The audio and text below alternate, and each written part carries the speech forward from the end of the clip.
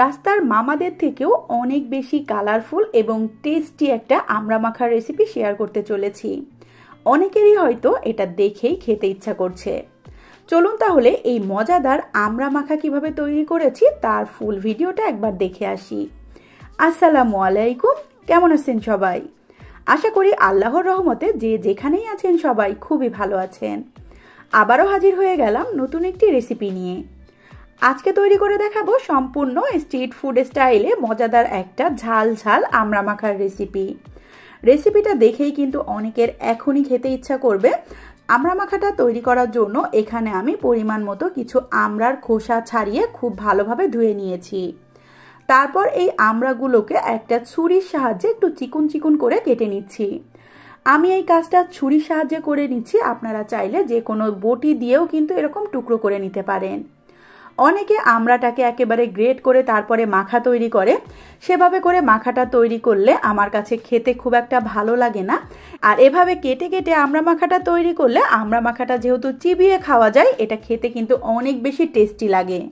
প্রথমেই দিয়ে দিচ্ছি এখানে টালা শুকনা মরিচের গুঁড়া। এই শুকনা মরিচটাকে কিন্তু আমি তেলের মধ্যে ভাজিনি, নর্মাল শুকনা কড়াইতে ভেজে নিয়ে গুঁড়ো করে নিয়েছি। এই শুকনা মরিচ দিয়ে যে কোনো ধরনের মাখা করলে অনেক বেশি ফ্লেভার ছড়ায়।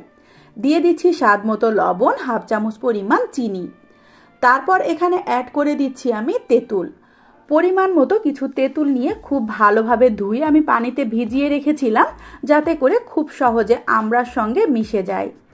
এখন ঝাল, লবণ, চিনি এবং তেঁতুলটা আলাদাভাবে খুব ভালো করে একটু চটকে নিয়ে আমড়ার সঙ্গে মিশিয়ে নিচ্ছি। আর এই কাজটা একটু সময় নিয়ে করতে হবে, যাতে করে প্রতিটা আমড়ার গায়ে এই ঝাল মশলাগুলো খুব ভালোভাবে লেগে যায়। তারপর এখানে অ্যাড করে দিচ্ছি আমি 2 টেবিল চামচ পরিমাণ কাসুন্দি দিয়ে আবারও এটাকে একসাথে মিক্সড করে নিচ্ছি। এখানে সামান্য একটু বিট লবণও আমি কিন্তু ব্যবহার করেছিলাম। মাখানো মাত্রই আমার কিন্তু সহ্য হচ্ছিল না, দেখতেই পাচ্ছেন মাখানো মাত্রই কিন্তু আমি একটু টেস্ট করে দেখে নিচ্ছিলাম। আসলে এই পর্যায়ে অবশ্যই একটু টেস্ট করে দেখে নেবেন যে ঝাল লবণ সব কিছু পারফেক্ট আছে কিনা। আমার তো যা যা দিয়েছি সব কিছু একেবারে অ্যাকুরেট হয়েছে। এখন ফাইনালি আপনাদেরকে একটু সার্ভ করে দেখাচ্ছি। এই টক মিষ্টি ঝাল ঝাল আমড়া মাখাটা এত বেশি মজা হয়েছে, আপনারা রাস্তার মামাদের কাছ থেকে আমড়া মাখাটা খেলেও কিন্তু এর সমতুল্য টেস্ট পাবেন না। আর আমড়া মাখাটা এত বেশি টেস্টি এবং ফ্লেভারফুল হয়েছিল, বাসার বাচ্চা থেকে বড় সবাই কিন্তু বেশ মজা করে খেয়েছিল।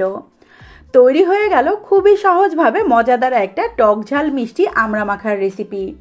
আশা করি আমার আজকের এই সহজভাবে তৈরি করা আমড়া মাখা রেসিপিটা আপনাদের কাছে খুবই ভালো লেগেছে।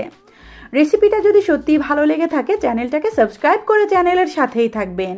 রেসিপিতে লাইক অ্যান্ড কমেন্ট করবেন, বেশি বেশি করে শেয়ার করবেন। ধন্যবাদ। আল্লাহ হাফেজ সবাইকে। আসসালামু আলাইকুম।